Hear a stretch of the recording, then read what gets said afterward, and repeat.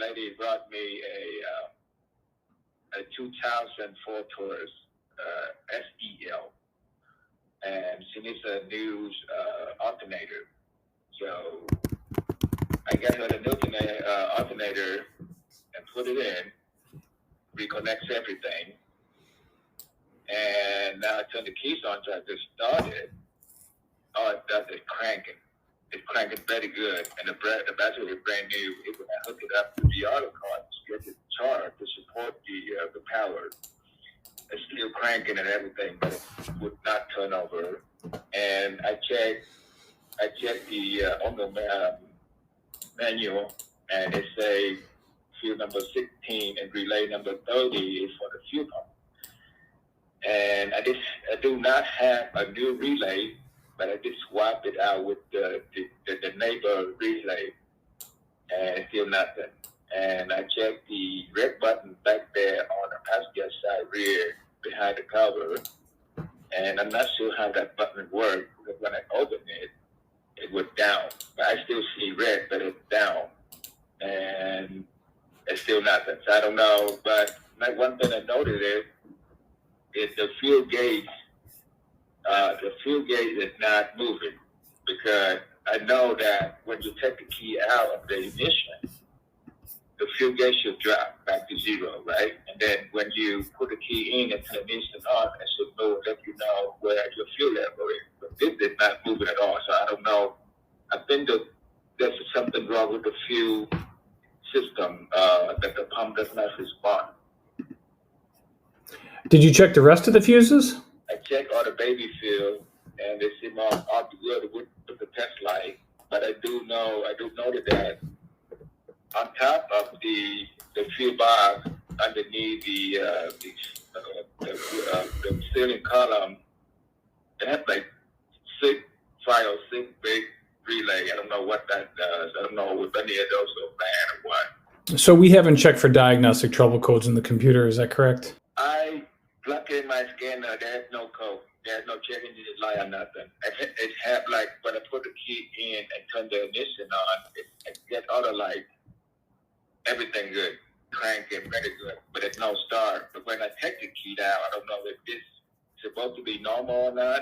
When I take the key out with the door open, unlock, and I get the anti-theft red light flashing. Yeah, that's normal. Okay, so I need to know if when you check for codes, did it say no communication or did it say no codes? Does the engine run on starting fluid? Yes. Okay, so we just have a fuel delivery problem, all right? And you said we don't hear the fuel pump come on, is that correct? No, I don't have the fuel pump click at all. No. Okay, so have we checked? We haven't checked for power to the pump yet, have we? I have not. Okay, so that's going to be our next step. All right, so we know it runs on starting fluid. We know we have a fuel delivery concern. We know the fuel pump's not coming on. So yeah, your next step, we need to go ahead and check for power to the fuel pump. Maybe, I suppose that inertia switch could be bad. I've actually come across the inertia switch where, you know, they're not tripped, but it's bad and it just doesn't allow power to go through that switch.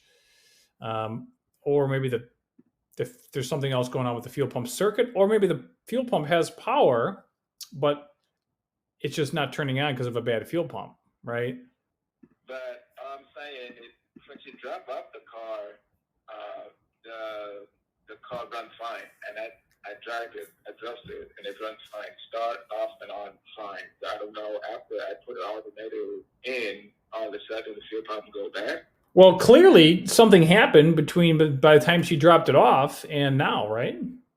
So yeah, to answer your question, yes. I'm sorry that, so, here's the thing. I understand where you're coming from, and I get where you're, where you could be frustrated. I understand, I get it. But at the end of the day, it doesn't change my answer. Right now, the fuel pump's not running and the car's not starting.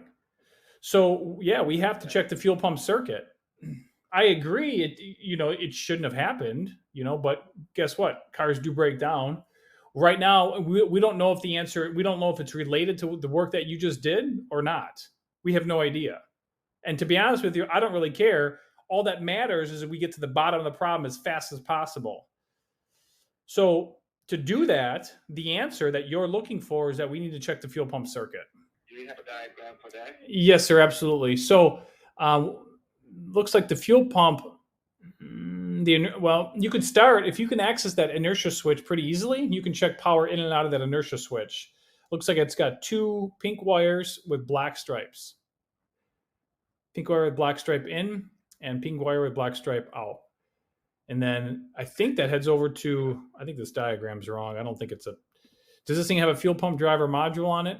Yeah, it's got a fuel pump driver module on it. So, and I think that's in the back somewhere. So maybe either the fuel pump could have gone bad, the fuel pump driver module could have gone bad, or maybe you lost power to the fuel pump driver module. So the very first thing that needs to be done with, based on what you're telling me, is that, the direction we need to go. I would go right to that inertia switch, check power in and out of that switch on that pink wire with black stripe when an assistant is cranking the engine over. All right.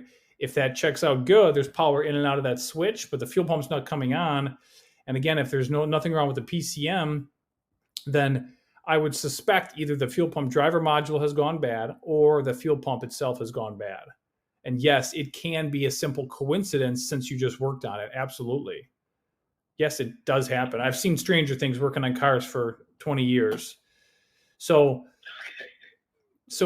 then at that point, what we would do is we would check. There's 2 wires that run from the fuel pump driver module to the fuel pump, right? And let's say the fuel pump driver module, the power and the ground are good going in, and the signal from the PCM to the driver module is good, but it's not sending a signal out to the fuel pump. Then at that point, we know the fuel pump driver module is bad and we have to replace it. But if the powers are going in, the power, ground, and the signal going in are good, and it's sending a signal to the fuel pump, power and ground, the black wire with a pink stripe to, between the module and the pump, and then there's a white wire with a red stripe, and those got power and ground on it, but the pump's not coming on. We know the module is good, but the fuel pump is bad. Troubles, or if you have any questions, just reply back online. I'll be happy to help, okay?